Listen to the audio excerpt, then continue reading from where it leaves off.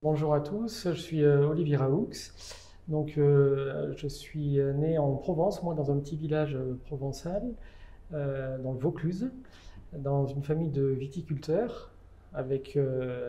J'y pense souvent parce qu'il y a un très beau film de Clapiche qui parle de cet environnement-là, qui s'appelle Ce qui nous lie, que je vous recommande d'ailleurs, mais avec donc des caractéristiques et une vie particulière. Et puis, je suis allé faire mes études à Lyon, ensuite à Paris. J'ai travaillé au début dans des grands groupes, Bouygues et puis ensuite groupe bancaire au Crédit Agricole. Et là, j'ai créé depuis quelques années mon entreprise, Alios, qui au départ est une entreprise de développement immobilier, mais qui aujourd'hui s'est élargie sur différents métiers en essayant de sortir du silo immobilier à proprement parler. J'ai 4 enfants et une grande famille, avec aussi un mélange dans l'entreprise de valeurs qu'on essaye de porter qui sont quasi familiales, euh, qui me tient à cœur. J'ai 2 de mes enfants qui travaillent avec moi. Alors, de quoi vous rêviez pour votre avenir lorsque vous étiez enfant? Alors, je rêvais, c'était pas très précis, parce que il y avait beaucoup d'idées qui fusaient. Donc, je peux pas dire que j'avais une idée particulière. J'en avais plein. J'avais envie de déplacer les montagnes, ça c'est sûr, mais je savais pas trop quelles montagnes. Mais par contre, avec une idée qui était, si j'arrivais à les déplacer plutôt dans le bon sens. Voilà. Donc, après, la vie, c'est assez intéressant d'ailleurs, parce que la vie, les itérations, les rencontres font que les idées se précisent. Mais au début, quand j'étais tout jeune, non, je ne peux pas dire que j'avais rêvé d'un métier et que j'ai suivi cette voie. C'est arrivé plutôt au fil des rencontres et des rebonds. Alors, l'immobilier, pourquoi l'immobilier? Bon, c'est vrai on a du levier, il me semble, pour changer les choses, parce on travaille sur vraiment le concret, la vie, je dirais la vie quotidienne et l'environnement direct des gens, hein, sur tout ce qui est de l'ordre de l'urbain, de l'habitat, des lieux de travail. Donc, il y a aussi vraiment la notion concrète de voir les choses se construire, les toucher du doigt, donc on n'est pas dans des produits théoriques.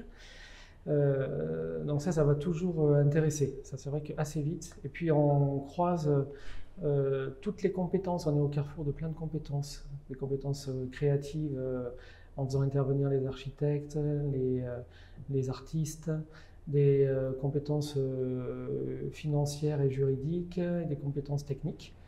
Il y a aussi la durée des projets qui est plutôt une durée entre moyenne et longue, donc c'est assez intéressant aussi de s'ancrer dans les territoires. Donc j'ai toujours été, enfin l'idée de l'immobilier est arrivée quand même assez vite. Voilà. Et ce qu'on en fait aujourd'hui, on a donc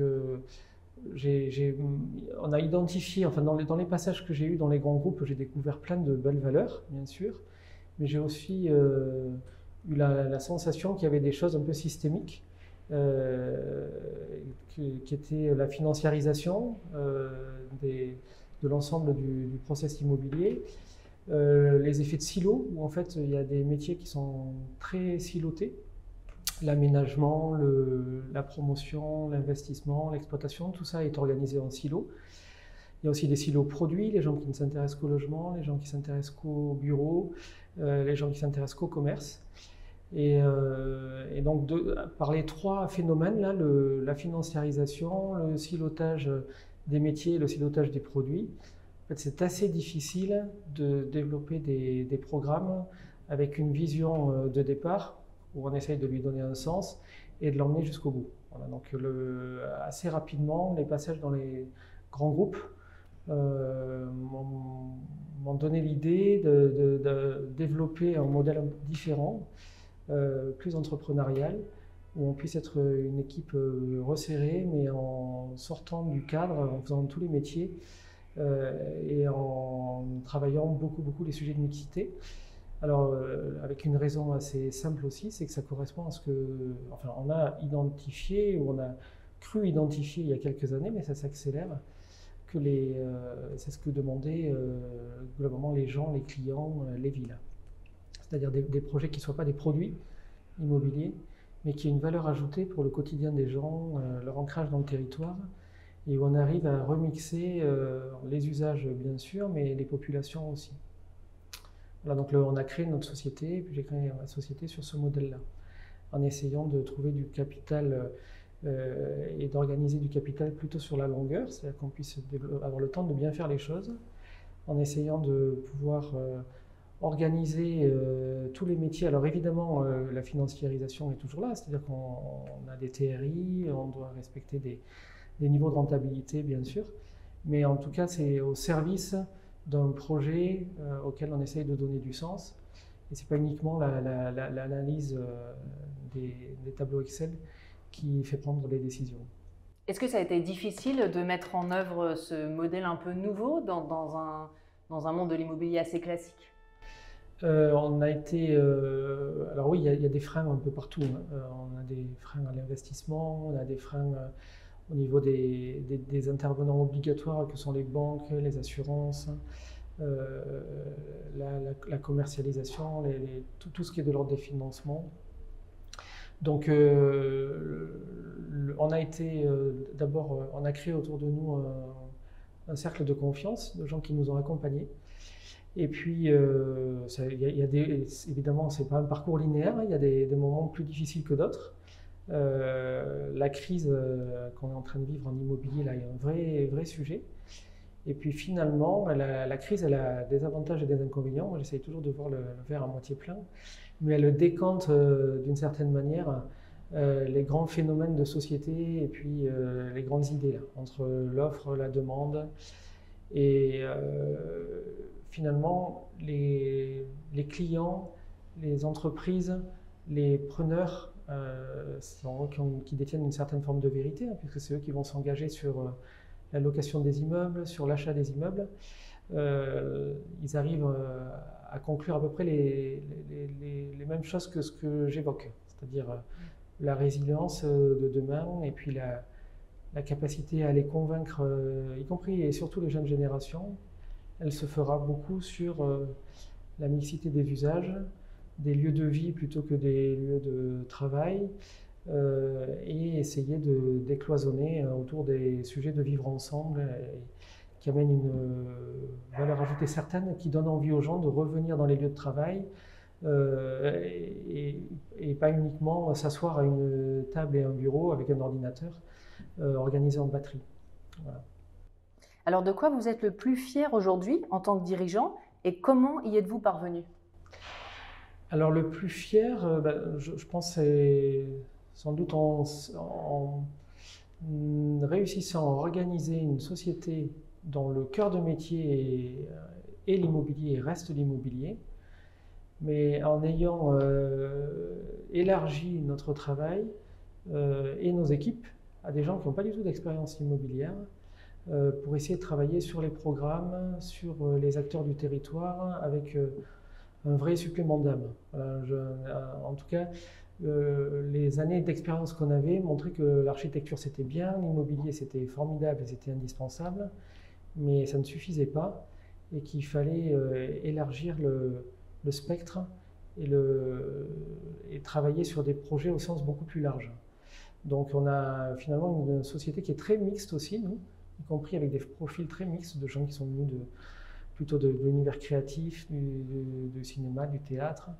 Et en fait, on arrive à faire fonctionner cette société parce qu'on est allé aussi faire un pas de côté. Voilà. Donc la partie de l'équipe et de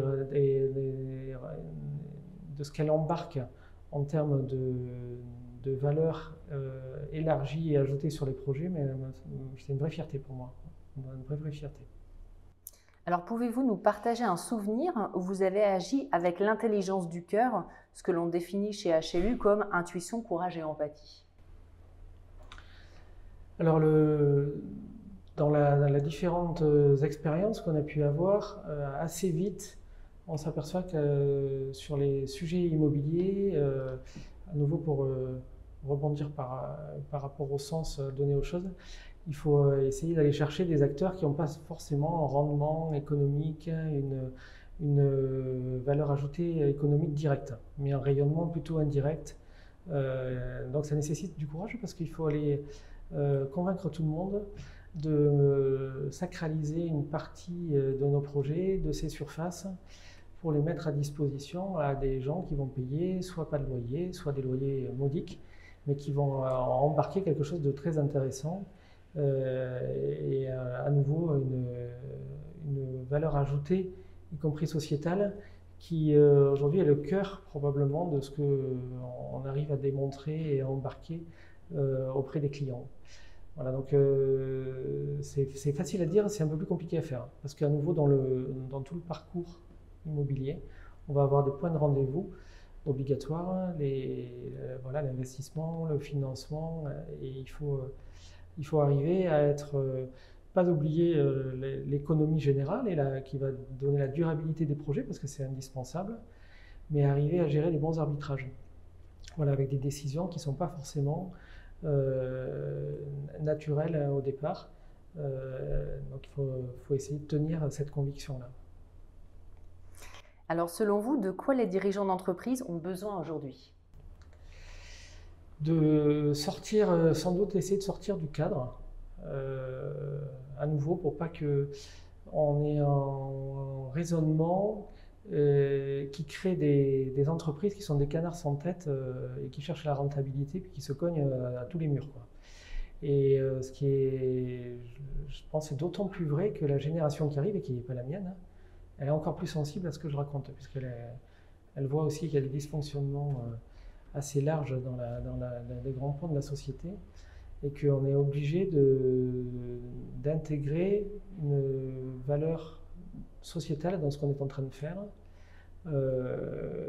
qui n'est pas que une rentabilité et des chiffres. Il faut pouvoir associer les deux. Voilà. L'un ne me semble plus aujourd'hui suffisant, la rentabilité et le retour financier. Il faut que ce soit au service de quelque chose qui porte des valeurs environnementales, sociétales, et qui embarque aussi finalement avec succès, hein, parce que c'est pas l'un contre l'autre, mais qui soit associé l'un avec l'autre, et avec la notion de durabilité aussi, parce que l'un va nourrir l'autre. Le financier nourrira le sens qu'on donne aux choses, et le sens nourrira le financier par ailleurs. Voilà, donc je pense que c'est surtout le grand défi des entreprises. Alors le gros avantage, c'est que les entreprises ont un vrai rôle à jouer là-dedans, et puis c'est les vrais leviers de changement. Je crois qu'aujourd'hui, on en est conscient quand on est entrepreneur, on a une responsabilité là-dessus, et puis on est probablement les acteurs les plus importants du changement de demain, avec des effets d'échelle sur des projets importants. Et enfin, qu'avez-vous appris dans votre parcours et qui peut servir à d'autres personnes? Je pense que c'est la notion du collectif, c'est-à-dire que les idées c'est bien, mais ça ne suffit pas. Il faut arriver à travailler avec toutes les énergies collectives, avec des profils différents qui se complètent, avec aussi de la bienveillance, parce que qui dit profil différent, avec une idée commune, nécessite de la bienveillance dans l'entreprise. Voilà. Donc moi, un des éléments qui me semble important, c'est ça, c'est d'abord, il n'y a que le collectif qui est capable d'emmener les choses loin. Ce collectif, il faut qu'il se panache de plein de profils différents, et sans doute avec un moteur qui est la bienveillance. Je pense que c'est un sujet qui me semble un bon retour d'expérience des dernières années là. C'est pas forcément évident, hein, parce qu'on a parfois mal compris, ou des incompréhensions peuvent arriver, mais voilà, c'est vraiment le sujet du collectif. Merci beaucoup Olivier.